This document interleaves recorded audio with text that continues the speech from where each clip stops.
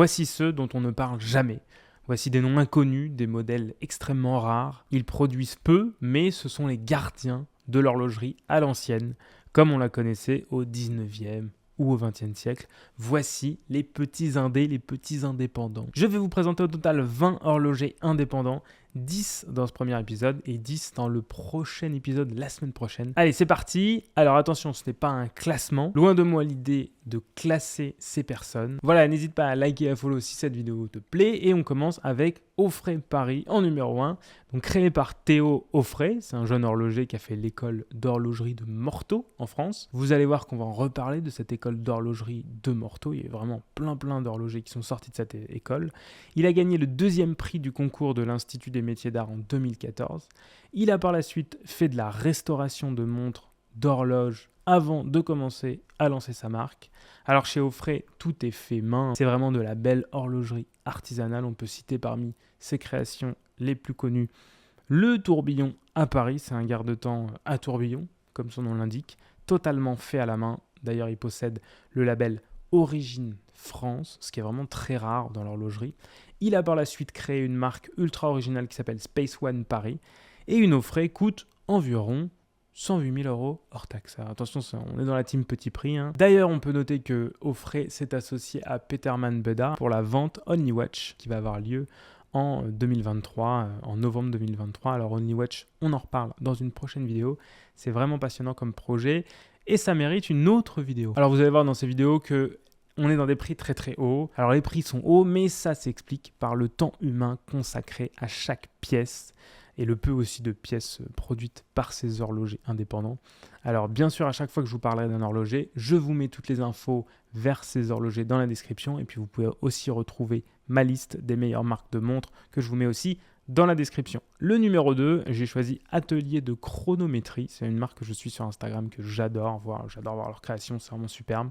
Alors en général, on ne pense pas à l'Espagne quand on parle de haute horlogerie indépendante et pourtant, c'est bien à Barcelone que s'est installée cette marque au nom français, et pourtant non, ce n'est pas une marque française.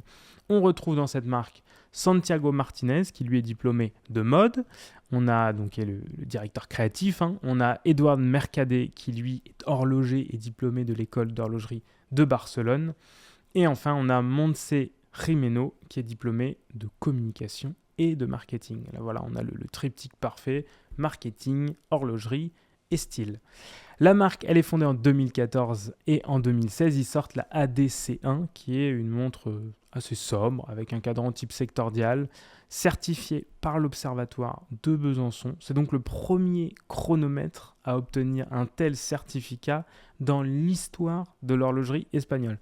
Le site de la marque le dit à leur connaissance, c'est la première fois que ça se passe, donc c'est vraiment énorme. Et puis par la suite, ils ont sorti une multitude de montres, toujours très sobres, toujours très épurées, c'est minimaliste, c'est élégant. On est plutôt dans l'esprit des Patek Calatrava, de ma Fétiche 5296G, ou alors d'une Longines héritage classique sectorial comme d'ailleurs un modèle qui a été relancé récemment par Longines. Une 3 aiguilles chez Atelier de Chronométrie, ça va vous coûter environ 65 000 € hors taxe. Alors en aparté, quand j'ai préparé cette vidéo et que j'ai fait toutes les recherches pour pouvoir vous parler de ces horlogers, je connaissais déjà la plupart des horlogers, mais pour vous donner vraiment des infos très précises, bien sûr, je prépare ces vidéos. Et à chaque fois, ce qui m'a marqué, c'est le peu d'efforts de tous ces horlogers dont je vais parler là, pour mettre à la fois les prix, pour mettre les produits en stock, je dirais, pour vendre les pièces. Il n'y a pas de bouton acheter sur le site, il n'y a pas de revendeur ou très peu. Il faut être dans le monde des collectionneurs pour pouvoir s'offrir une montre de ces indépendants. C'est assez déroutant parce que pour les autres horlogers qu'on connaît, les grands horlogers dont je vous parle en général, c'est plutôt l'inverse. On a plutôt beaucoup de distribution et puis on en parle et puis on fait du marketing. Mais non, eux, c'est pas du tout ça. Mais ça s'explique par le fait que ce sont des gens qui ont des carnets de commandes ultra plein à craquer. C'est vraiment des marques qui peuvent avoir plusieurs années d'attente pour avoir une montre. Et puis aussi, ils fabriquent peu de pièces parce que chaque pièce demande des dizaines d'heures de travail et ils ont en général assez peu de personnel. Certains sont même juste tout seuls. Donc on est vraiment dans de l'artisanat. D'ailleurs, si ça vous intéresse, allez regarder cette vidéo que je vous mets ici, juste ici, sur le temps horloger consacré à la conception des montres. Alors ensuite, numéro 3, on va aller chez Cyril Brivet Nodo. On est de retour en France, après notre petit passage à Barcelone. Cyril Brivénodo est français, petit-fils et arrière-petit-fils d'horloger, diplômé aussi de l'école d'horlogerie de Morteau comme Théo Auffray. Il a continué ses études à l'école polytechnique fédérale de Lausanne pour se perfectionner en microtechnique, c'est toujours très utile dans l'horlogerie. Il fabrique quasiment tout dans son atelier, sans lettre de commande numérique, donc vraiment à l'ancienne. Il produit des pièces très classiques qui peuvent ressembler à de l'horlogerie du 19e siècle. C'est vraiment superbe de voir une horlogerie française traditionnelle qui vient comme ça retrouver un dynamisme dans ses créations. Et puis on peut se projeter quand on voit ce qu'il fait dans l'histoire de l'horlogerie, car c'est vraiment ainsi que travaillaient les horlogers auparavant. Et puis ça se ressent dans son travail, ça se ressent quand on voit des montres qui sont par exemple au musée Breguet, place Vendôme, au premier étage de la boutique. On peut comparer avec ce type de pièces. Alors pour avoir une montre de cet horloger, c'est environ 60 000 € hors taxe. Et comme je vous disais, toutes les infos sont dans la description. Et puis vous pouvez retrouver ma liste des meilleures marques de montres dans la description sur verygoodlord.com. Il y a vraiment toutes les marques, y compris les indépendants dont je vous parle là. Et cette liste aussi, elle est mise à jour avec ceux qui disparaissent, ceux qui apparaissent, enfin voilà. Le quatrième, c'est Marco Lang. On part maintenant en Allemagne, on va à Dresde, dans le Grand Est allemand. Marco Lang, lui, il fait partie de la 5e génération d'horlogers de sa famille. Il a créé en 2001 Lang & Henne, qui était en fait une marque créée avec son ami Mirko Henne. Il a quitté l'entreprise, son ami Mirko, en 2002, et Marco Lang, lui, est resté 18 ans dans cette marque qu'ils avaient créée, avant de la quitter et de créer ensuite la marque sous son propre nom. Cette nouvelle marque, elle est à son nom, c'est une marque d'horlogerie très traditionnelle, 3 aiguilles, simple et chic, tout est fabriqué à la main, en édition limitée bien entendu, et ça tourne autour de 57 000 € pour s'offrir une montre de cet horloger. Ensuite, en 5, j'ai choisi Acrivia.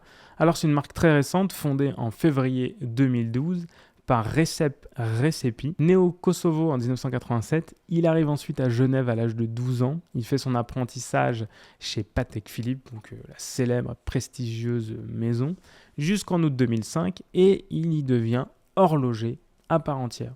En avril 2007, il part chez BNB Concept, qui est un atelier d'horlogerie à l'époque. Il est responsable de l'atelier des complications. Et puis ensuite, BNB Concept fait faillite. Et en janvier 2010, il va chez FP Journe, François-Paul Journe, jusqu'en septembre 2011, avant de créer Acrivia. Alors chez Acrivia, il y a désormais 2 collections.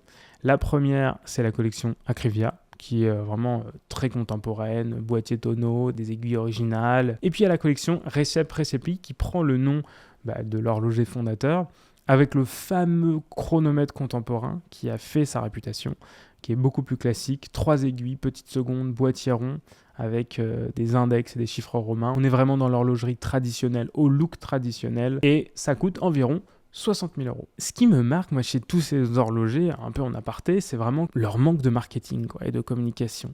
Et c'est vrai que c'est fou parce que autant on est habitué chez les marques généralistes, allez, je dirais les marques dont j'ai l'habitude de vous parler, je sais pas, ça peut être Seiko, Audemars, Rolex, etc., à avoir un marketing et une communication vraiment énorme, autant chez ces petits horlogers, il y a une vraie culture du secret. Et j'avais lu ça dans une interview pour Le Monde, Laurent Picciotto, qui est d'ailleurs passé sur le podcast L'Heure Sup, je vous mettrai le lien dans la description, où on passe 2 heures avec Laurent Picciotto. Il décrivait ça très bien, parce qu'il disait que Philippe Dufour, dont je vous parle d'ailleurs dans cette vidéo, lui, il fonctionne sans marketing. Il dit toujours, si c'est bien fait, ça doit se vendre. C'est souvent le problème chez les artistes, c'est qu'ils ont tendance à un peu négliger la partie business et communication et puis à se concentrer sur leur art. Eux, c'est pareil.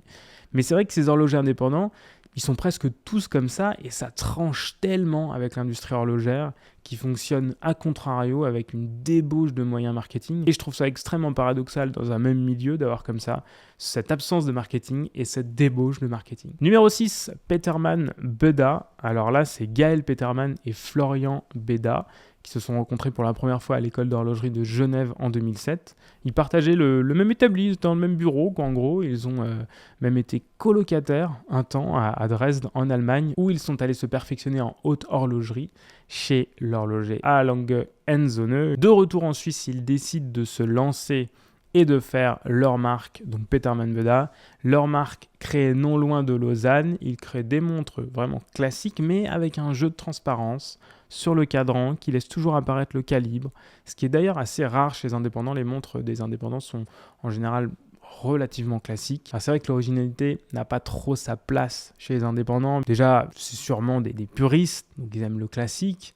Et puis aussi, ils doivent fabriquer les pièces eux-mêmes. Plus une montre est originale, plus l'outillage va être complexe. Donc certainement que ceci explique sûrement cela. Si toutefois vous voulez vous offrir une montre de ces deux horlogers, comptez environ 70 000 euros. Septième, Rémi Coulz. Alors encore un disciple de l'école d'horlogerie de Morteau. C'est assez beau de voir le nombre de personnes qui sortent de cette école. Et c'est encore un Français. Il a créé une montre de souscription très inspirée de Breguet, à la fois dans son nom. Je vous invite à aller voir ma vidéo sur Breguet pour en savoir plus sur les montres de souscription. Alors c'est une montre très classique dans son allure, mais avec un verre dôme qui lui va être très contemporain. On voit ce grand dôme au-dessus de cette montre classique. C'est vraiment une super proposition. On espère d'ailleurs en voir un peu plus prochainement. Côté prix, comptez environ 85 000 euros. Le 8, Philippe Dufour. Alors on voit bien que c'est pas un classement, parce qu'on ne peut pas mettre Philippe Dufour en 8e. C'est un indépendant, mais c'est un poids lourd des indépendants. Il est né en 1950, déjà, voilà, il a l'avantage d'être là depuis très longtemps, dans la vallée de Joux, au cœur du Jura suisse. À l'âge de 15 ans, il entre à l'école technique du Sentier pour devenir horloger. Il en sort diplômé en 1967. Il part travailler au sein de la manufacture Jaeger-LeCoultre et il travaille ensuite pour Gérald Genta, puis Audemars Piguet. Puis finalement, il lance sa propre affaire de restauration horlogère.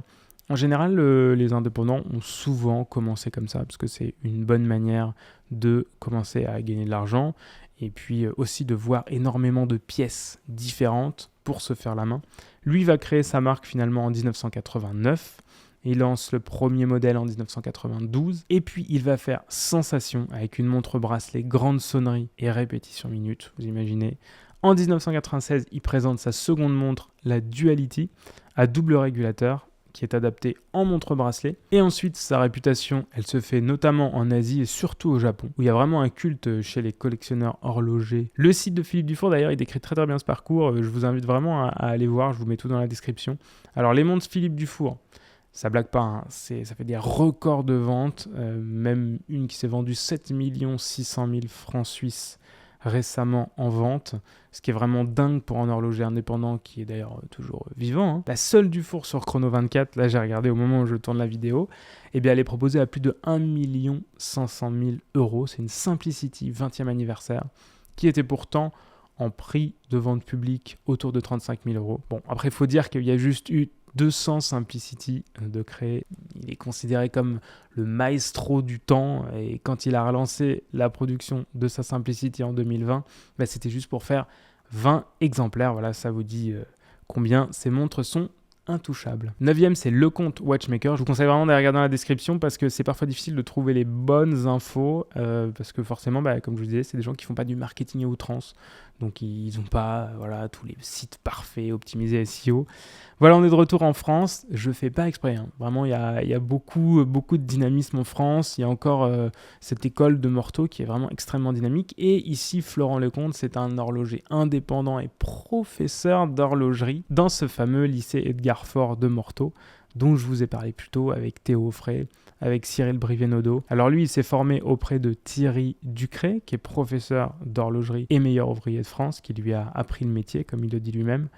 Et vous verrez que je vais vous parler de Thierry Ducret. En 2006, il a intégré ce fameux lycée Edgar Faure de Morteau, lui, pour enseigner la conception et la fabrication de montres à complications. Et c'est en 2020 qu'il s'est dit, tiens, peut-être que je pourrais créer ma marque et vivre pleinement de ma passion pour l'horlogerie. Et il a fondé sa marque Lecomte. Alors c'est pas très cher, bizarrement, étonnamment, on est autour de 11 000 euros, très cher, on s'entend, par rapport aux autres c'est pas très cher, c'est même vraiment le moins cher je crois, mais c'est extrêmement beau et c'est très rare. Le 10e, on parle de Keaton Myrick. Alors Keaton, il est basé à Sisters dans l'Oregon, il a étudié l'horlogerie au Lititz Watch Technicum, l'école LWT, c'est une école située à Lititz, en Pennsylvanie, qui a été créée par Rolex en 2002 pour aider en fait à combler le manque d'horlogers qualifiés aux États-Unis. D'ailleurs, lui, quand il est sorti de cette école, il a d'ailleurs rejoint Rolex. Bien entendu, je pense que si Rolex a créé cette école, c'est pour derrière pouvoir recruter ces horlogers. Donc il est resté chez Rolex après l'obtention de son diplôme et puis après plusieurs années chez la marque à la couronne, il est retourné dans sa ville natale pour monter un atelier spécialisé dans la réparation et la restauration. Comme je vous le disais tout à l'heure, c'est toujours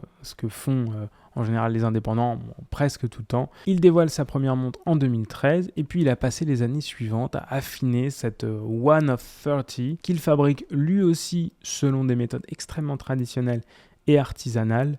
Il a livré plusieurs exemplaires de cette fameuse édition de 30 pièces qui sont chacune personnalisées à la demande du client. Comme pour les autres, c'est généralement classique, c'est de l'horlogerie qui a l'air simple en apparence, mais avec un énorme travail horloger derrière, un énorme travail artisanal, et ça se ressent quand on regarde la pièce. Il y a une certaine imperfection qui est intéressante, parce que la perfection des montres qu'on a au poignet, des montres industrielles, elle peut être un peu lassante, alors que quand on voit ces montres mécaniques, artisanales, on voit vraiment la trace de la main de l'homme, la trace des outils vraiment artisanaux, des outils manuels, que ces outils peuvent laisser sur la conception d'une montre. Ce n'est pas parfait. Et c'est ce qu'on vient chercher quand on vient chez ces horlogers indépendants. Alors comptez environ 30 000 € pour une montre de cet horloger. Encore une bonne petite somme. C'est la fin de la première partie de ce top 20 des horlogers indépendants. Je vous mets toutes les infos dans la description. Vous pouvez consulter ma liste des meilleures marques de montres. On se retrouve la semaine prochaine pour la partie 2 de cette vidéo. Et d'ici là, prenez soin de vous.